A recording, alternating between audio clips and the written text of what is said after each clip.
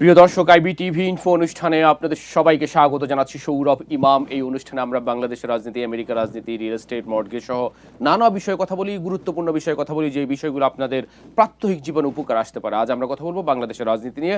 আর কথা বলার জন্য আমরা স্টুডিওতে আমন্ত্রণ জানিয়েছি রাজনৈতিক বিশ্লেষক এবং কমিউনিটি অ্যাক্টিভিস্ট, আমাদের কমিউনিটির প্রিয় মানুষ মনিরুল ইসলামকে।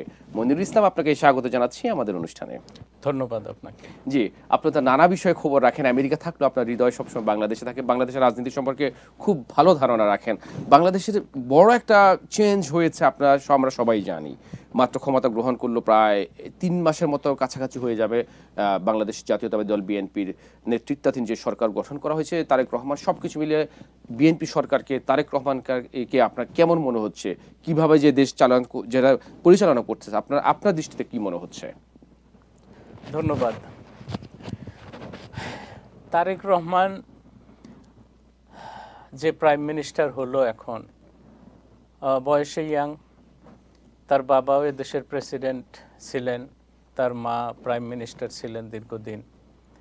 কাজেই বংশগত একটা জিনিস যেটা আমি বলবো, যে তার বাবার চরিত্র যেমন ছিল শান্ত শিষ্ট, কিন্তু তিনি অন্য দিকে তো যোদ্ধাও ছিলেন।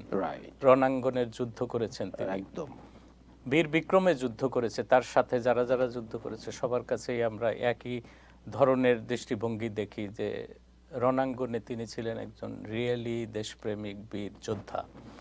তার ছেলে আছে, চুপচাপ থাকে, এখন প্রাইম মিনিস্টার। তবে দীর্ঘদিন দেশের বাইরে থাকার ফলে তার মধ্যে যে একটা পজিটিভ পরিবর্তন আসছে সেটা বোঝা যায়।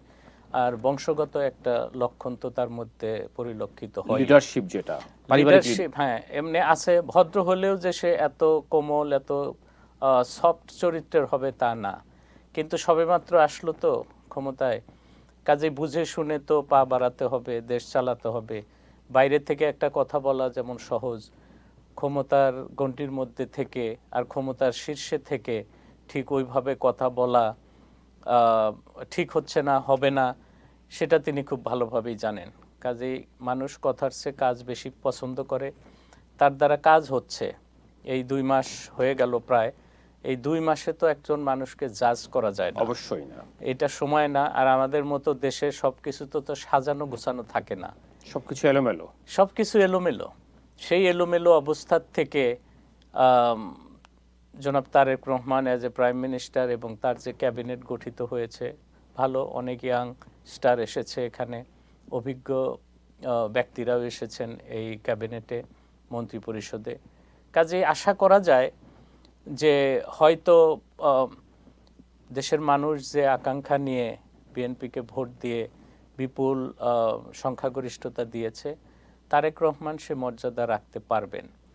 তবে একটা দুঃখের বিষয় হলো যে ক্ষমতায় বসার সাথে সাথে বৈশ্বিক যে সমস্যাটা সৃষ্টি হয়েছে, এটা তো কেউ এক্সপেক্ট করে নাই। অবশ্যই না, এটা তো অপ্রত্যাশিত। কেউই এক্সপেক্ট করে নাই, এটা অপ্রত্যাশিত একটা জিনিস। সেটা সেই ক্রাইসিসটা ম্যানেজমেন্ট করে যখন কাটিয়ে উঠবেন, তখন আমার মনে হয় যে অনেক কিছুই আমাদের দৃষ্টিতে আসবে পজিটিভ। অবশ্যই এটা নিয়ে আমরা এই ক্রাইসিস নিয়ে একটু পরে কথা বলবো। এর আগে একটা জানতে চাই, যেমন আমেরিকায় কোনো প্রেসিডেন্ট ক্ষমতা গ্রহণের পরে 100 দিন পরে তিনি বলে যে এই 100 দিনে কি করেছে আমি দেশের জন্য গুরুত্বপূর্ণ। এই যে প্রায় 100 দিন হয়ে যাচ্ছে তারেক রহমানের, আপনার কাছে কি কোনো কিছু মনে হয় যে সিগনিফিক্যান্ট, যে হ্যাঁ এই জিনিসটা তার আপনার চোখে পড়েছে বা মানুষ চোখে পড়ে বলার মতো এমন কোনো কাজ করেছে তারেক রহমান? দেখেন, বলার মতো যে জিনিসটা বলবো সেটা হলো এই যে ফ্যামিলি কার্ডের সিস্টেম, যেটা তো আগে ছিল না। আমার মনে হয় তিনি দেশে আসার পরেই যে আই হ্যাভ এ প্ল্যান বলে যে ঘোষণাটা দিয়েছেন, সব প্ল্যান তো আর 1-2 মাসে বাহিরে আসবে না, আর এক্সিকিউট করাও সম্ভব না। কাজেই ধীরে ধীরে এগুলি আসবে, সময় তো আছে। মানুষের ভালোবাসা এবং সাপোর্ট যদি থাকে, আর বৈশ্বিক এই যে দুর্যোগটা চলছে, এটা কেটে গেলে হয়তো 1 by 1 সেগুলি সামনে আসবে, জাতি বুঝতে পারবে, দেখতে পারবে। কিন্তু এখন আসার পরেই যে ফ্যামিলি কার্ড দিয়েছে, কৃষক কার্ড দিয়েছে, এগুলি, এবং দেশ চলছে, এই যে একটা ক্রাইসিস, তেলের এবং গ্যাসের যে ক্রাইসিস, যার ফলে বিদ্যুতের ক্রাইসিস সৃষ্টি হয়েছে। কিন্তু দেখেন, একটা ক্রাইসিস অলমোস্ট গন, সেটা হলো তেলের ক্রাইসিসটা। তেলের ক্রাইসিস ইজ অলমোস্ট গন। কারণ আগে যেভাবে শুরুতে লাইন দিত তেলের জন্য, এখন সেই পরিস্থিতি অনেকটা কেটে গেছে। এর বাস্তব উদাহরণ আমাদের দেশের সাথে আমার যোগাযোগ আছে, অনেকের সাথেই কথা বলি। আমাদের নর্থ বেঙ্গলে সিরাজগঞ্জে, শাহজাদপুরে যে তেল পাম্পগুলি আছে, এখন যারা মোটরসাইকেল নিয়ে যাচ্ছে তেল আনতে, তাদেরকে ডেকে ডেকে তেল দিচ্ছে। বুঝতে কাজে পেরেছি। এটা তো পজিটিভ পরিবর্তন হচ্ছে। অবশ্যই। এই পজিটিভ বিষয়টা ঢাকা পর্যন্ত আসলেই এই ক্রাইসিসটা ধরে নিতে হবে যে ক্রাইসিসটা চলে গেছে। ওকে, এটা অলমোস্ট যাওয়ার পথে, এটা কিন্তু আমি বলবো। কিন্তু এইটা নিয়ে যে একটা দেশের প্রধানমন্ত্রী বা বিএনপি সরকার একটা সবাইকে আশ্বস্ত করার জন্য একটা পদক্ষেপ নিবে, আপনি বলছেন যে কেটে গেছে, বাট আমিও কি সবার খবর পাচ্ছি, কালকে খবর পেয়েছি অনেক পেট্রোল পাম্পে তেল ছিল না, তেলের জন্য বন্ধ রয়েছে। বাট রাষ্ট্রীয়ভাবে যে একটা মানুষকে আশ্বস্ত করা যেটা দরকার, এটা কিন্তু করা হয়নি। এটা কি করা উচিত ছিল না, কিনা? সেটা আপনি বলতে পারেন যে রাষ্ট্রীয়ভাবে আশ্বস্ত করা হয়নি কথাটা তা না, রাষ্ট্র থেকে বলা হয়েছে। আমাদের যে জ্বালানি মন্ত্রী আছেন তিনি বলেছেন যে আমাদের দেশে তেলের ক্রাইসিস নেই, কারণ আমাদের দেশে বেশিরভাগ যেমন অকটেন এবং পেট্রোল এগুলি কিনেই আনা হয়, ওকে, রিফাইন্ড তেল হিসাবে এগুলি কিনাই আনা হয় সিঙ্গাপুর, মালয়েশিয়ার থেকে। এটা আগেও আনা হতো ওইভাবেই, এখনো আনা হচ্ছে। ওকে, তবে ক্রুড অয়েল যেটা আনা হতো মিডল ইস্ট থেকে, সেই ক্রুড অয়েলের ক্রাইসিসটা হয়ে গেছে, যার জন্য প্রায় 25-30% অকটেন এবং পেট্রোল আসতো এই ক্রুড অয়েলের থেকে। সেই জিনিসটা একটু টানাপোড়েন হয়ে গেছে। তবে এটা মেকআপের জন্য রিফাইন তেলই আনা হচ্ছে। তবে ওই ডিজেল, যেটা ডিজেলের একটু শর্টেজ হয়তো এখন হইতে পারে সাময়িকভাবে, কিন্তু দেখেন শুরুর থেকেই এই গভর্নমেন্ট বলেছে যে আমাদের তেলের ক্রাইসিস নেই। কিন্তু যেহেতু ফার্স্ট উইকে একটা রেশনিংয়ের ব্যবস্থা করেছিল, এটা ঠিক প্রিকোয়েশন বলবো আর কি, সাবধানতার জন্য। অবশ্যই এটা করা এটা উচিত। করা ফরজ ছিল, আমি বলবো হ্যাঁ। এটা করা ফরজ ছিল, কারণ এই সমস্যা কতদিন লেন্দি হবে কেউ জানে এটা কিন্তু জানে না কেউ। না। এখন যেমন হঠাৎ করে সিজফায়ার হয়ে গেল এই যুদ্ধের ক্ষেত্রে, যেমন আমেরিকা এবং ইরান উভয় পক্ষই রাজি হয়েছে, এখন আনলিমিটেড টাইমের জন্য সিজফায়ার হয়ে গেছে। কাজেই বোঝা যায় যুদ্ধ আর লাগবে না, আশা করা হবে যাচ্ছে। না, আশা করা যায়। এবং আমেরিকাও চাচ্ছে না যুদ্ধ, ইরানও চাচ্ছে না যুদ্ধ। যুদ্ধ অলরেডি ধরে নেন বন্ধ হয়ে গেছে, সামান্য একটু টানাপোড়েন আছে। এটা শেষ হয়ে গেলে আমাদের পরিস্থিতি স্বাভাবিক হয়ে যাবে। পরিস্থিতি স্বাভাবিক হয়ে যাবে এবং হতে বাধ্য, কারণ এই এই এই প্রসেসটার সাথে সারা বিশ্বের অর্থনীতি জড়িত। অবশ্যই। কাজেই এটা যেমন আমেরিকার জন্য ক্ষতিকর, সেটা বাংলাদেশের জন্যও ক্ষতিকর, Right, সারা এবং পৃথিবীর মানুষের মিডল জন্য। ইস্টের প্রত্যেকটা দেশের জন্য ক্ষতিকর। সেটা আমেরিকাও বোঝে, মিডল ইস্টও বোঝে, সবাই বোঝে। কাজেই এটা খুব একটা থাকবে না। তেলের যে একটু টানাটানি ছিল, সেটা অতিরিক্ত তেল সিঙ্গাপুর, মালয়েশিয়ার থেকে চলে আসছে অলরেডি। আর একটা জিনিস কি, তেল তো এমন একটা জিনিস যে আপনি তো বস্তায় বন্দি করে রাখতে পারবেন না। একদম না। এটাকে রাখার জন্য তো একটা প্রসেস আছে। রাইট। সেই প্রসেসে আমাদের দেশে যে ক্যাপাসিটি, যে পরিমাণ তেল রাখা যায়, সেটা মনে করেন 30 দিনের বেশি তেল সম্ভব না। মজুত করার মতো কন্টেইনার আমাদের নেই। রাইট। যে তেলের ডিপোগুলি আছে তাতে 1 মাসের বেশি তেল রাখতে পারবে না। মানে আমাদের দেশে 1 মাসে যে তেল প্রয়োজন, তার চেয়ে বেশি তো মজুত করার কোনো ক্যাপাসিটি নেই, সেটা করা হয়নি কখনো। প্রয়োজনই হয় নাই কখনো। Right. আর এই ক্যাপাসিটিও নেই। ক্যাপাসিটি নেই বলেই আমাদের সরকার এবং জ্বালানি মন্ত্রী উনি বারবার বলেছেন এটা, যে দেখেন আমাদের দেশে তেলের সংকট নেই, যেটা আছে মানুষের হা হুতাশ। এই হা হুতাশের ফলে সমস্যা সাময়িক হয়েছে। তবে এরা অতিরিক্ত তেল আমদানি করেছে, যে শিপগুলি এসে চিটাগাং পোর্টে দাঁড়িয়ে আছে, কিন্তু তেলটা নামাবে কোথায়? জায়গা নেই। জায়গা নেই। কাজেই ধরে নেওয়া যায় তেল যেহেতু পর্যাপ্ত আসছে, এদিকে ডিপো খালি হবে, তেল এসে ভরে যাবে। বুঝতে কাজেই পেরেছি। এই সমস্যাটা অলমোস্ট গান। ওকে, কিন্তু এখানে কিছু সমালোচনা হচ্ছে প্রধানমন্ত্রী তারেক রহমানের, সেটা হচ্ছে যে একটা ক্রাইসিস পিরিয়ড, একটা ভালনারেবল অবস্থার মধ্যে তিনি ক্ষমতা নিয়েছেন বাংলাদেশের। এর মধ্যে তিনি তার মেয়েকে নিয়ে সিনেমা দেখতেছেন, নাটক দেখতে যাচ্ছেন, একটা বাচ্চাদের গাড়ি চালাচ্ছেন, দেশের মানুষ একটা অস্থির, পুরোপুরি এখন স্বস্তির মধ্যে নাই। এটা নিয়ে সমালোচনা হচ্ছে, এটাকে আপনি কিভাবে দেখছেন? এখন এটা বিনোদনমূলক একটা জিনিস হতেই পারে। খেয়াল আছে আপনি যখন মিডল ইস্টে এর আগে যুদ্ধ হয়েছে ইরাকের সাথে, দেখবেন যুদ্ধের প্রস্তুতি নেওয়ার পরে এই যে সমস্ত দেশের প্রধানরা এই যুদ্ধের সাথে জড়িত ছিল, সেটা আমাদের বুশ সহ সবাই ছিল, Right. এরা কিন্তু ওই ইউরোপের কোনো সিনেমা হলে বসে সিনেমা দেখতেছিল। এদিকে যুদ্ধ চলতেছে, ওরা সিনেমা দেখতে গেছে রিক্রিয়েশনের জন্য। এখন আমাদের দেশের মানুষের তো রিক্রিয়েশন দরকার আছে, কিন্তু কথা হলো যে এরা দীর্ঘদিন দেশের বাইরে ছিল, তাদের ফ্যামিলি, তাদের গড়ে ওঠা ঠিক আমাদের দেশের মানুষের মতো না। আমরা দুঃখে মুখ খারাপ করে, মন খারাপ করে বসে থাকি, সুখেও মন খারাপ করে বসে থাকি। এটাই, দুঃখেও মন খারাপ করি, সুখে অনেকটা বেতাল হয়ে যায়। কিন্তু এখানে যেটা হয়ে গেছে, তারেক রহমান জানতেন এবং জানেনও যে এই সমস্যার সমাধানের উপায় তিনি করে দিয়েছেন। কাজেই হয়তো পারিবারিক কোনো বিষয়ে তারা হয়তো মুভি দেখতে গেছে, দেখতেই তো পারে, আমাদের মতো তারাও হিউম্যান বিইং, আমরাও তো দেখি, অবশ্যই আমরাও খেলা দেখি, আমরাও সিনেমা দেখি, ভ্যাকেশনে যাই, ওইভাবে তো আর তারা যেতে পারে না। কাজেই একদম সিনেমা দেখেছে একটা গাড়িতে উঠে, এতে তার কি হয়েছে? দেশের কি অর্থনীতির বিরাট ক্ষতি হয়ে গেছে? সে তার সময়কে সামনে রেখেই এগুলি করেছে। কাজেই এত ক্রিটিক্যাল হওয়া যাবে না। ওকে, সবকিছু সহজভাবে দেখতে হবে। হ্যাঁ, স্বাভাবিকভাবে ধরতে হবে। খুব সুন্দর সমাধান দিয়েছেন। এত ক্রিটিক্যাল হইলে তো মানুষের পিছনে লেগেই থাকতে হবে, লাইফটা কঠিন হয়ে যাবে। হ্যাঁ, সেটাই, লাইফটাকে সহজ করে দেখতে হবে। খুব সুন্দর করে ব্যাখ্যা দিয়েছেন, আপনাকে ধন্যবাদ। একটু অন্য প্রসঙ্গ বলি, ইয়ং যেটা আমাদের এনসিপি, যেটা তরুণদের দল, এবার তারা মানে চমক দেখিয়ে তারা বেশ কয়েকজন তারা সংসদে গিয়েছে, তাদের বিএনপি থেকে, যুবদল থেকে কিছু নেতাও তাদের এখানে সেখানে জয়েন করেছে। আপনার কাছে কি মনে হয় এনসিপি ভবিষ্যতে কোনো মোটা দাগ, কোনো একটা সাইন রাখতে পারবে কিনা দেশের মানুষের জন্য, দেশের জন্য, সামনে ভবিষ্যতে তারা সম্ভাবনা আছে কিনা? আপনার কাছে কি মনে হয়? শোনেন, সবাই আশা করে, তারা এনসিপি এরা নতুন দল, কাজেই নতুন হিসাবে তারা যে 6 জন মানুষ এমপি হিসাবে ক্যাবিনেটে গেছে, এটা তো অনেক বড় বিষয়। অবশ্যই অনেক বড়, দেশের জন্য, তাদের জন্য, দুজনের জন্যই। মানে পার্টি হিসাবে এনসিপি খুবই নতুন একটা পার্টি। দেখেন, জাতীয় পার্টি অনেক পুরানো, কিন্তু একটা ব্যক্তিও নির্বাচিত হয়ে আসতে পারে নাই। খুবই দুঃখজনক। আর তাদের ইলেকশনে তো কেউ বাধা দেয় নাই, কিন্তু দেখেন জনগণ প্রত্যাখ্যান করেছে।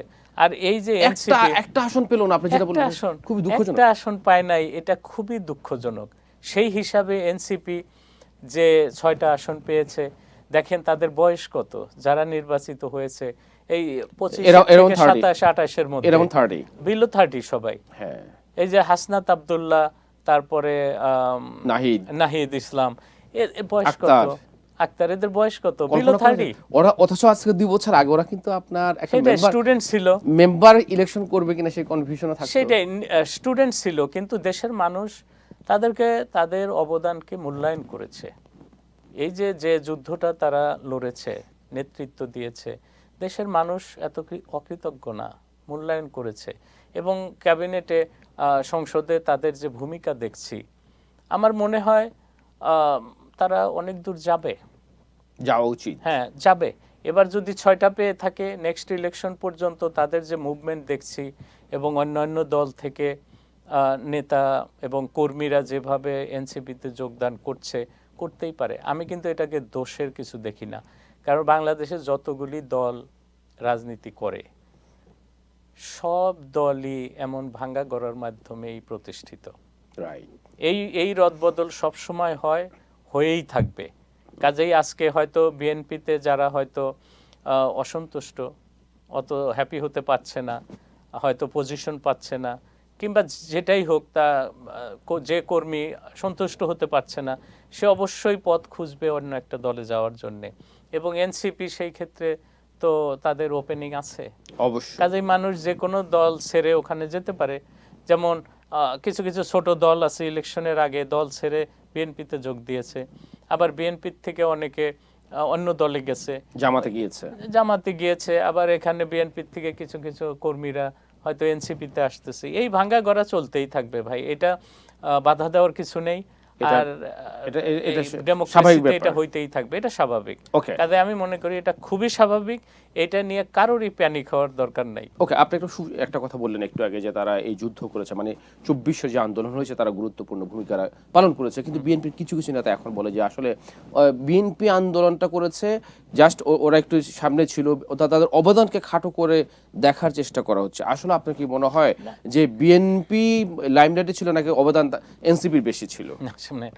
এটা এককভাবে কেউই কৃতিত্ব নিতে পারবে না, কারণ দেশের মানুষ সাক্ষী। কোনো দলগতভাবে কেউ এসে এই অভিযানটা পরিচালনা করেছে এবং তারা এই কৃতিত্বটা নিবে এই বিজয়ের জন্যে, এটা স্বাভাবিক কথা না। দেশের প্রতিটা মানুষ আমরা দেখেছি ওই সময় কারা মাঠে ছিল, কারা কাজ করেছে। কেউ বিএনপির অবদান অস্বীকার করতে পারবে না। বড় দল হিসাবে এর কর্মী সংখ্যাও তো বেশি, অবশ্যই এর সাপোর্টারও তো বেশি, কাজেই তারা তো ছিল মাঠে। হয়তো প্রকাশ যেমন ফখরুল ইসলাম আলমগীর বয়স্ক মানুষ, তারা তো আর ফ্রন্ট লাইন ওইভাবে যাবে না, সম্ভব না। কিন্তু তারা যে কাউকে পাঠায় নাই এই গ্যারান্টি কে দিবে? এটা তো সম্ভব হয় নাই, কারণ সবার গোল তো একটাই ছিল, শেখ হাসিনাকে ক্ষমতা থেকে সরানো, আওয়ামী লীগকে বিদায় করা, আওয়ামী লীগকে বিদায় করা, এটাই তো উদ্দেশ্য ছিল। একদম সেই উদ্দেশ্যে যারা যারা সাফারার তারাই মাঠে নেমেছে। দেশের মানুষ আমরা দেখেছি ভাই, লো ইনকাম ফ্যামিলির অনেক মানুষ, তারা কাপড়ের মধ্যে মুড়ি মাখায় নিয়ে গেছে, ছেলেদেরকে খাওয়ায় দিছে মুখে। এমনও কথা শুনেছি গায়ের পশম দাঁড়িয়ে যায়, বলছে যে এইটুক খাও, না খাইলে শরীরে শক্তি পাবা কোত্থেকে। এই যে হৃদয়ের কথা, মনের কথা মানুষের, দেখেছি কনস্ট্রাকশন হওয়া বিল্ডিং, কনস্ট্রাকশন চলছে, ওই সব বিল্ডিং এর উপরে যেমন শাটারিং করা লাঠি সোটা থাকে, এইগুলি দিয়ে রাস্তায় ফেলতো, এই যে নাও লাঠি নিয়ে যাও, আগায় যাও।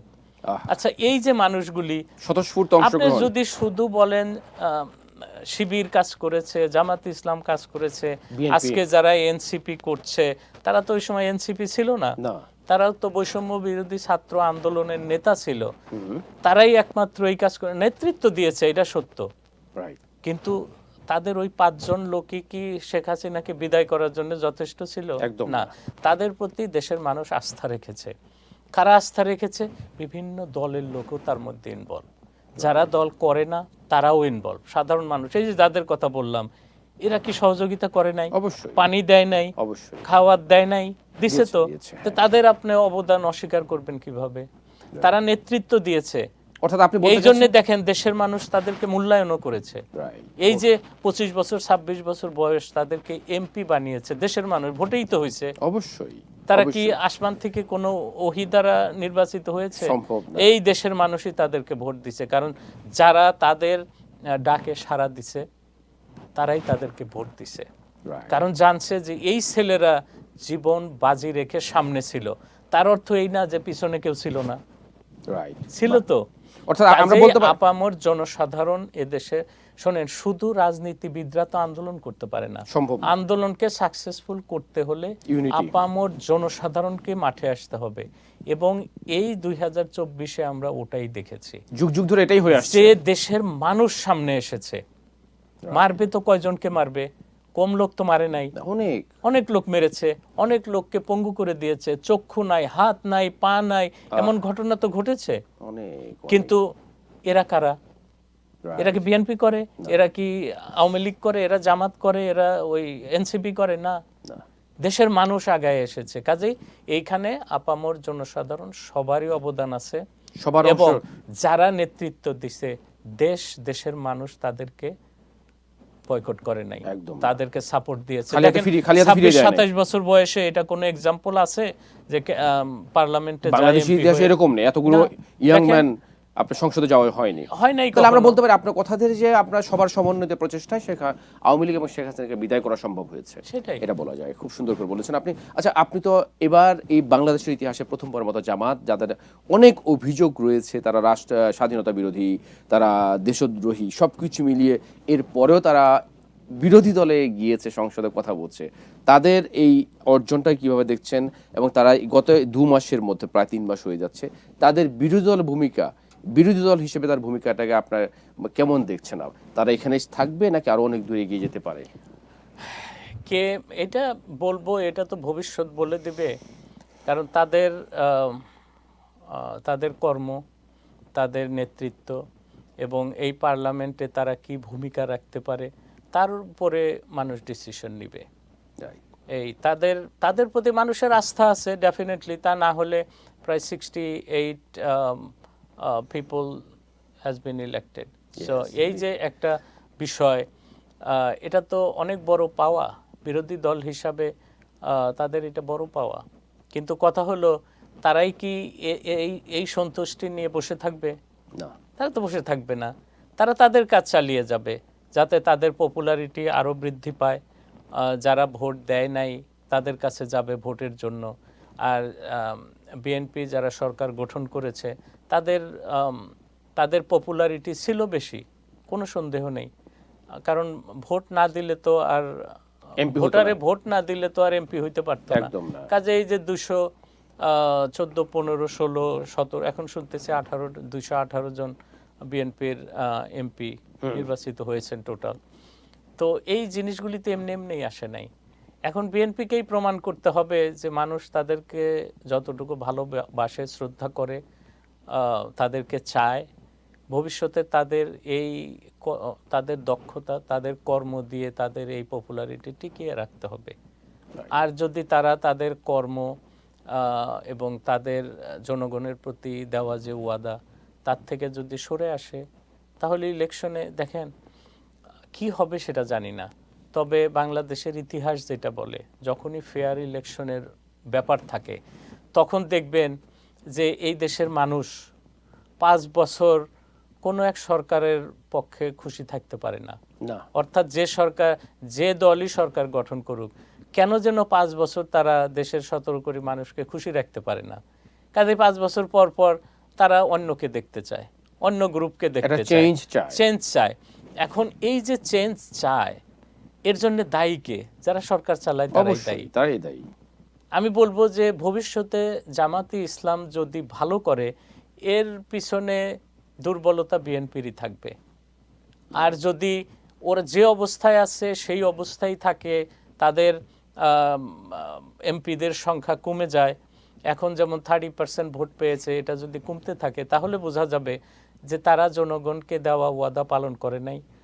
আর বিএনপি হয়তো সেই ক্ষেত্রে সরকার চালানোর ক্ষেত্রে তারা বেশি দক্ষতা দেখিয়েছে এবং তারা অনেক যোগ্যতা পরিচয় দেওয়ার ফলে জনগণের আস্থা অর্জন করতে পেরেছে। এটা বোঝা যাবে এন্ড অফ দ্য টার্মে। এর আগে রিয়েলি বোঝা যাবে না।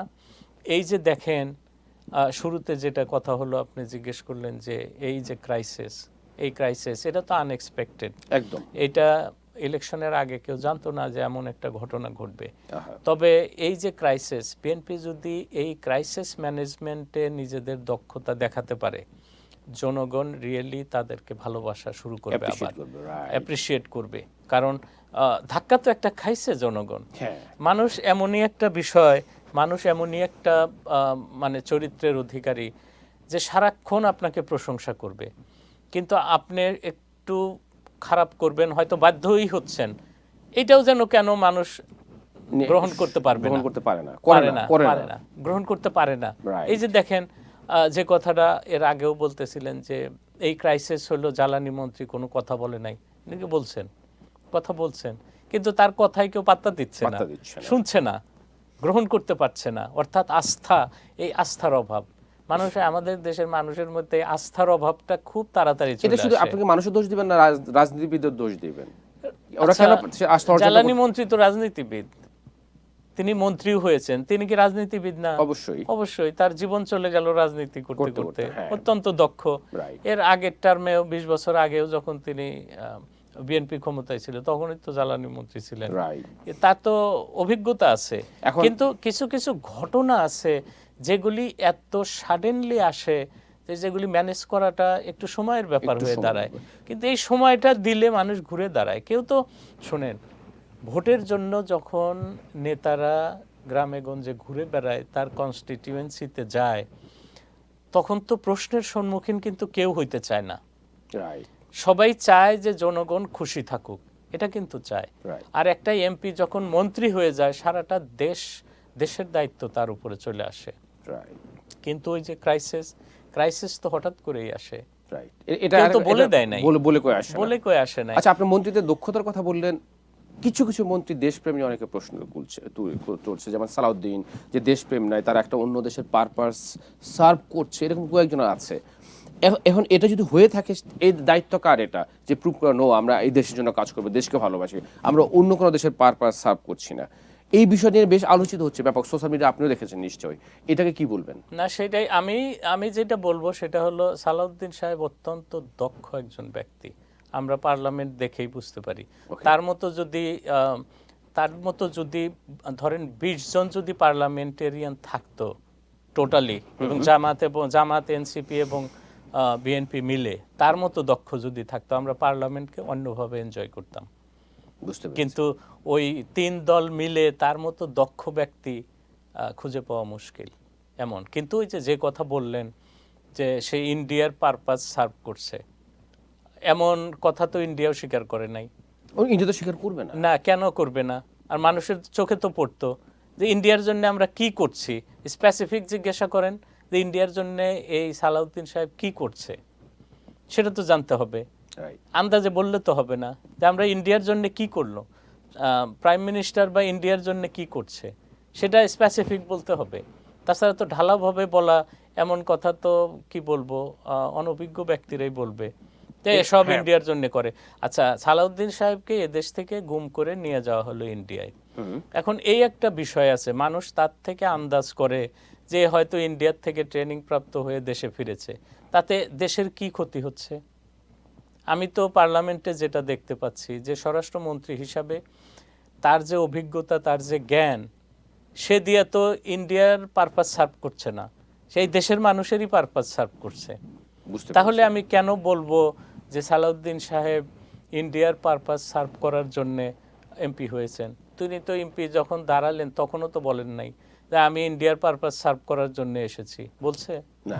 তাহলে মানুষ কথা কোথায় পেল? কথা মানুষ বলবে, সেটা মন্ত্রী হিসেবে তিনি প্রমাণ করবেন তার কাজ দিয়ে। যেটা আপনি বললেন যে আমার কিছু দেখি নাই, সেটা আর আমরা সামনে দেখতে পারবো, আপনি দেখবেন, আমরাও দেখবো, যারা বলে তারাও দেখবে। না, শোনেন, এ ধরনের ব্যাপার সামনে আসতেই পারে না, কারণ যে ব্যক্তি এই দেশের মানুষ, বাংলার মানুষ, বাংলাদেশের মানুষ, তার ভাগ্যেও তো চরম দুর্দশা ছিল এক সময়।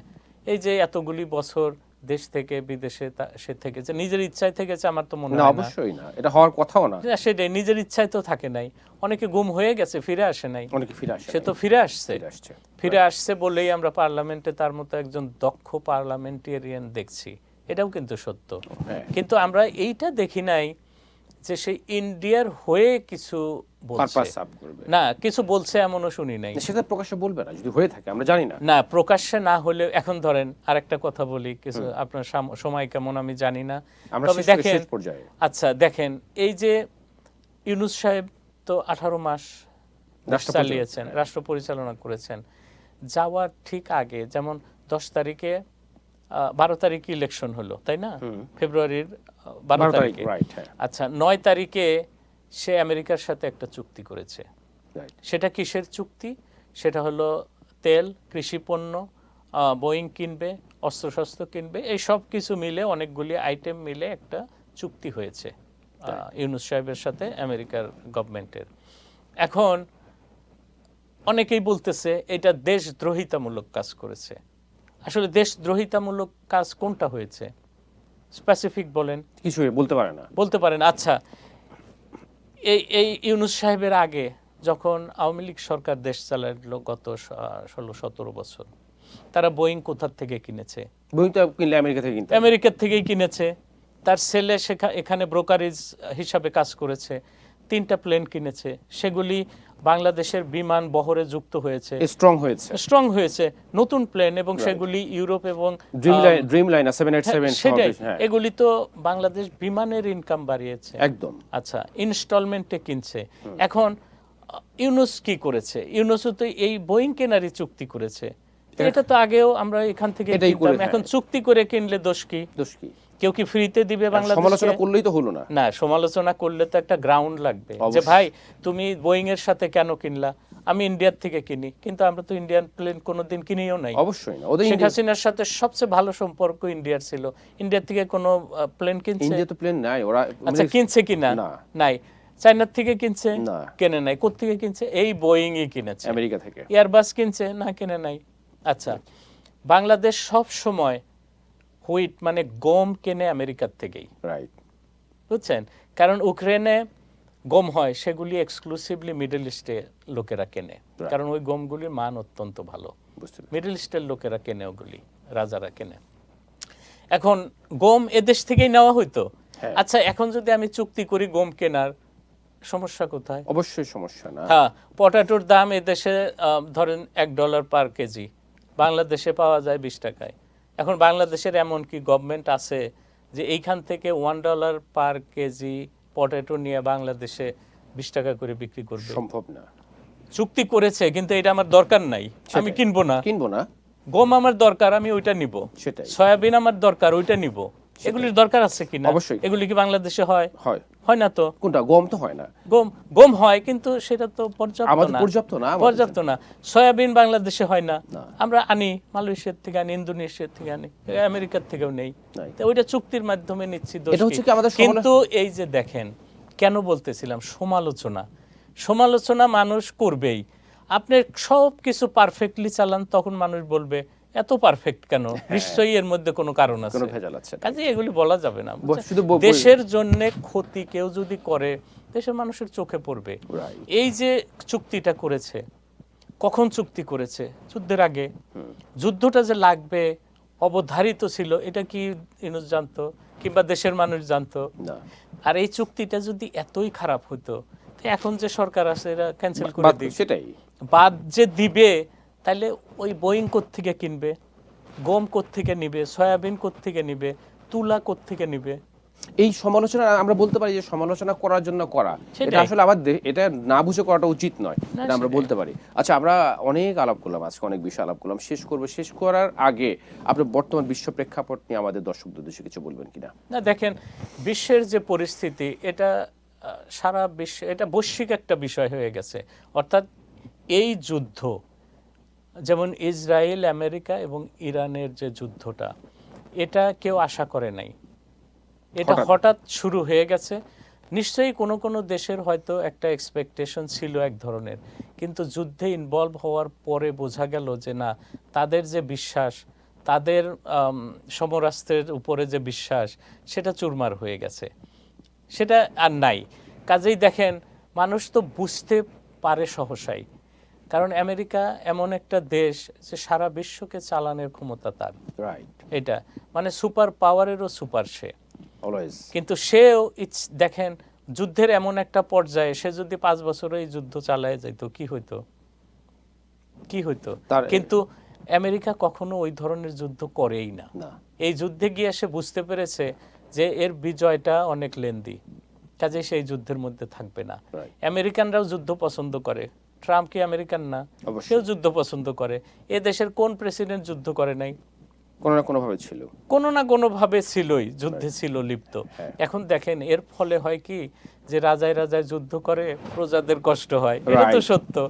কারণ এই বৃহৎ শক্তি যখন যুদ্ধ করে, এই বৃহৎ শক্তির উপরে বিশ্বের দরিদ্র দেশগুলি অনেক ডিপেন্ডেবল। কাজে এই বৃহৎ দেশগুলি যখন যুদ্ধে লিপ্ত হয়, তখন ছোট ছোট দেশগুলি যাদের রুটি রুজি এর উপরে ডিপেন্ড করে, তাদের ক্ষতি হয়, যার জন্যে এর প্রভাবটা এত পরিষ্কারভাবে দেখা যায়। আর যদি যেমন বাংলাদেশ আর মায়ানমার যদি যুদ্ধ করে, আমেরিকার এর ফলাফল বুঝবে না, কিছু হবে না, কি হচ্ছে, কেয়ার করে না। কিন্তু আমেরিকা, ইরান এরা যদি যুদ্ধ করে, সৌদি আরব, ইরাক এরা যদি যুদ্ধ করে, তাহলে এদের তেলের উপরে যারা ডিপেন্ডেবল, তাদের অবশ্যই ক্ষতি হবে। এবং এই ক্ষতিটা হচ্ছে বলেই বিশ্বের দৃষ্টিতে এসেছে, এবং সারা বিশ্বের মানুষ কষ্ট করছে। বাংলাদেশ তো ধরেন স্বল্প আয়ের দেশ। অস্ট্রেলিয়ার কথা চিন্তা করেন, যে দেশে এই হরমুজ প্রণালী বন্ধ হওয়ার ফলে অস্ট্রেলিয়ার অবস্থা কি পরিমাণ খারাপ, এটা তো আমাদের মিডিয়ায় দেখায় না। আমাদের আত্মীয় স্বজন তো অস্ট্রেলিয়ায় থাকে, তাদের কাছে শুনতে পাই, ওরা বুঝতে পারছে। গ্রাম অঞ্চলে প্রত্যেকটা তেল পাম্প বন্ধ হয়ে গেছে ফার্স্ট উইকে। যুদ্ধ শুরুর ফার্স্ট উইকে তেল পাম্প বন্ধ হয়ে গেছে। তেলের দাম প্রতি গ্যালনে $2 উপরে বৃদ্ধি পেয়েছে। কাজে ওখানকার অবস্থাও তো খারাপ, কিন্তু এত হুতাশ নেই, কারণ নাই ধৈর্যশীল মানুষ। আমাদের দেশের মানুষের মধ্যে ধৈর্যটা একটু কম। ধৈর্য থাকতে হবে। কাজেই আমি আমার দেশের মানুষকে বলবো যে ভাই, বৈশ্বিক সমস্যা, এটা ধৈর্য ধারণ করতে হবে। যে পরিমাণ জিনিসপত্রের উপরে আমরা আমাদের জীবনটাকে পরিচালিত করি, তার চেয়ে একটু হিসাবের মধ্যে আসি, তাহলেই ঠিক হয়ে যাবে। এটা চিরস্থায়ী না, এরও সমাধান আছে, সমাধানের পথেই এটা। কিন্তু সাময়িক যে কষ্ট এই সময় একটু ধৈর্য ধারণ করতে হবে, তাহলে দেখবেন যে এই ফলটা হাতে আসবে। বাহ বাহ, খুব সুন্দর করে আপনি ব্যাখ্যা দিয়েছেন। আপনাকে অনেক ধন্যবাদ জনাব মনিরুল ইসলাম আমাদের সময় দেওয়ার জন্য। Thank you. জি দর্শক, আপনাদেরকে অনেক অনেক ধন্যবাদ এতক্ষণ আমাদের সময় দেওয়ার জন্য। আজকের মতো বিদায় নিচ্ছি, অচিরেই অন্য কোনো সাবজেক্ট এবং অতিথি নিয়ে আপনাদের সামনে হাজির হব। সেই পর্যন্ত সবাই ভালো থাকবেন, সুস্থ থাকবেন এবং সবসময় IBTVর সাথে থাকবেন, এই প্রত্যাশা। আল্লাহ হাফেজ।